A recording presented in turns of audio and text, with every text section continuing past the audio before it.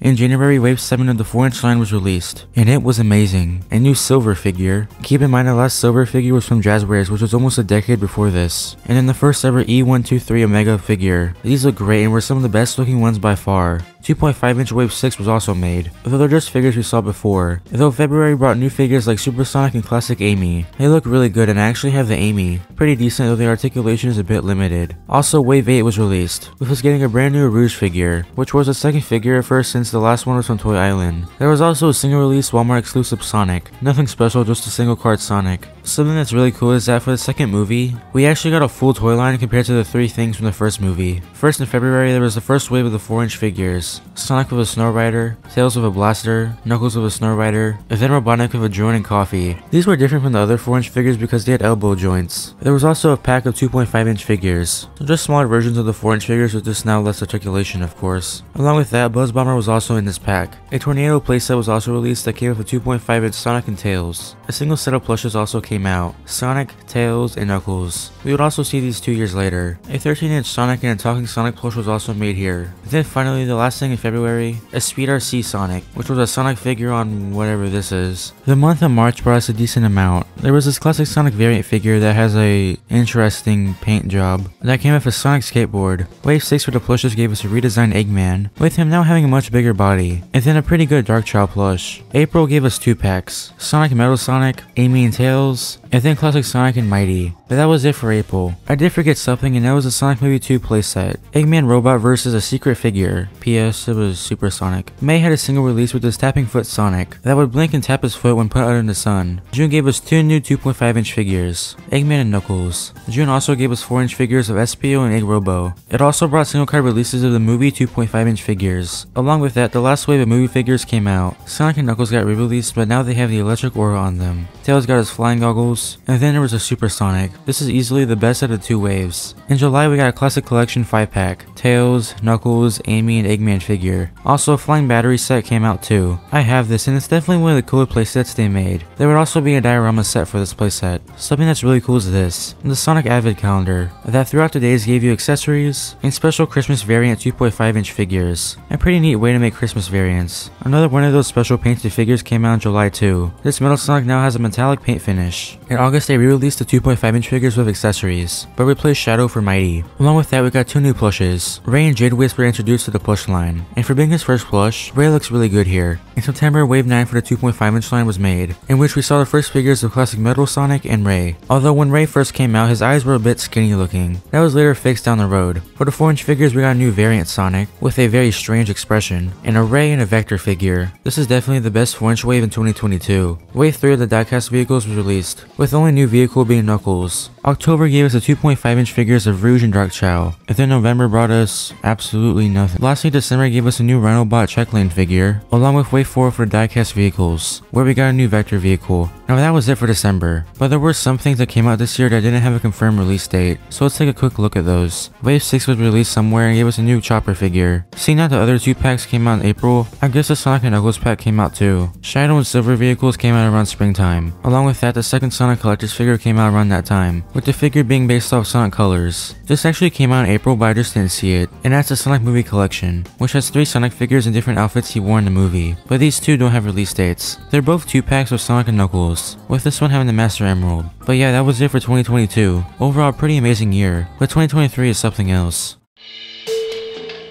2023 and 2024 are genuinely the best years of this toy line, so let's get right into it. To kickstart the year, in January we saw 2 new 4-inch figures, Big the Cat and a legendary Chaos figure. These look great, especially the Chaos figure. I mean, I liked it so much that I went on a hunt for it for almost 4 months looking for him. Dedication. We also got 2.5-inch figures of this Charmy and a Burrowbot, which is really cool to see. February saw 2.5-inch Amy and a Neutron, along with a new Classic Metal Sonic. And then March gave us a Tails Collector's figure, which is hands down the best Tails figure. Never mind. There's actually a cosplay ring. Cool. April gave us nothing. May saw a re-release wave of 2.5-inch figures. Same with these. Though we did get an absolute unit of a wave. Okay, so we got Sonic, Tails with his Miles Electric, Super Silver, and then Jet the Hawk. Genuinely an amazing wave. The month of June went by and gave us nothing. But But July brought something special, the introduction of the Sonic Prime toy line, with their first wave of 5-inch figures being released in July. I really have a soft spot for these, not just because they have more articulation than the 4-inch figures, but they just look really good compared to their show counterpart, and the good things kept coming in August. First we saw a clear level diorama that came with a capsule and animal buddies, then we got a Stardust Speedway playset, and then the Def Egg playset, but not this Def Egg, no, the Sonic 4 Def Egg, the Sonic Friends and Foes pack, and the Classic 5 pack also came out. We also got a Cream and Infinite figure. What? A classic Supersonic figure was unofficially released, and this is the closest thing we'll ever get to an official Hypersonic figure. There was also Wave 9 for the plushes. It was literally just Wave 5. There was also a re-released Sonic RC card that replaced Movie Sonic with just Modern Sonic. September started off with a bang with the 4-inch Blaze figure. Along with that, Wave 2 of the Sonic Prime figures was made. The quality improved amazingly with these. I'm a really big fan of the Shadow. In October, we saw Christmas variant figures, with us getting Santa Sonic, Reindeer Tails, Santa Hat Knuckles, Christmas Amy, Santa Eggman, and Glitter Shadow. In November, we saw a new 2.5-inch Mecha Sonic figure, along with a metallic Mecha Sonic figure. Lastly, December gave us Classic Supersonic, Mephiles the Freaking Dark, Heavy Gunner, and yeah, Shadow. And yeah, that was it. There were of course some things I missed, so let's take a quick look at those. In the fall, there was a new Sonic variant. Now he's doing a super peel out. Then somewhere there were 2 packs of Sonic and Cream and Shadow and Knuckles. Around springtime, there was an amazing Sonic Heroes pack, with us getting Super Knuckles, Super Sonic, and Super Tails. There was a Super Sonic Jumbo Collector's plush that's very cool, and is honestly one of my favorite Jakks products. I mean, just look at the art. In the fall, we got a gold Sonic Speed Car. July gave us a 2.5-inch figure pack themed around New York City, and an Angel Voyage ship playset, $40. Wow, pretty interesting Sonic plush. Last in December, it introduced its 2.5-inch figure pack. Yeah, keep in mind, I haven't watched Sonic Prime. I've only got through the first episode. And yeah, that was 2023. An amazing and outstanding year. But if you think this year was good, then wait for 2024. Since 2024 is still going, I'll just recap everything they put out so far. In January, the final wave as of now for the plushes was released. It only had 3 plushes, with Modern Tails being the only new one. But still, this plush looks really great. The 3rd Sonic Prime figure wave also came out. I like the Chaos Sonic figure, but I don't know if he's a good character in the show.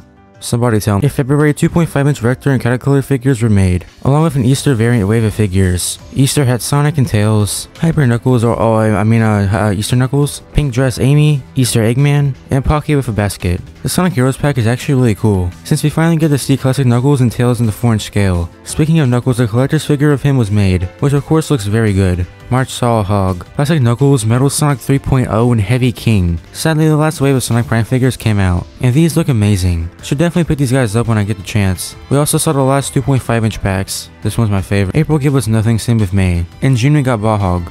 That was it. July, there was a Tornado Biplane playset. I don't know why, but this really reminds me of the early concept screenshots of Sonic Adventure, along with an Oil Ocean playset and diorama. Okay, now there was a crazy 4-inch wave, so we got re-releases of Rouge and Silver, and a variant Classic Sonic, and then freaking Neo Metal Sonic. What? I'm telling you, when I first heard this, I thought it was fake. There was no way in 2024 we would get a freaking Neo Metal Sonic figure. And then lastly, supposedly a 9 plush was also released, though it has the Euro signs next to it, so I don't know. August saw, a Fang figure, and if you thought that was crazy, then why? The long-awaited Sonic Movie 3 toys saw an unofficial release. We got 5 or 4, I don't really know, inch figures of Sonic, Tails, Robotnik, and Shadow. These look miles better than the Sonic Movie 2 figures. Along with that, we saw 2.5-inch figures of the same characters, a plush wave, a talking Sonic, and even a 2.5-inch figure set. Okay, though this might sound good, some people were a little upset due to the reusing of the Sonic Movie 2 toys. But me personally, I could give 2 shit. I'll just be happy with my Shadow stuff, thank you very much. Okay, so now we have this month. We got 4-inch Classic Amy and Metal Sonic, along with a Jumbo Knuckles plush, and a comic style Knuckles plush. And then,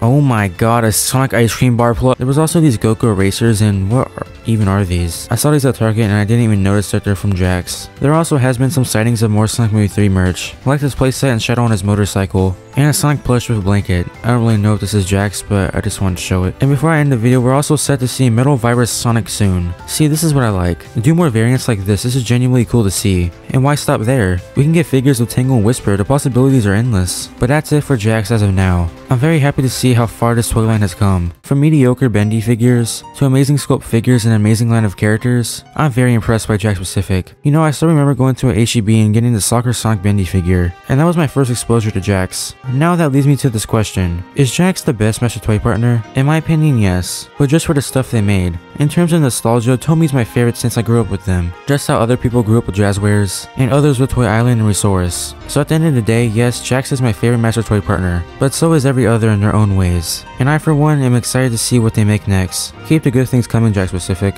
because I for one will be here for the ride. Sayonara, Shadow. I just had to do it.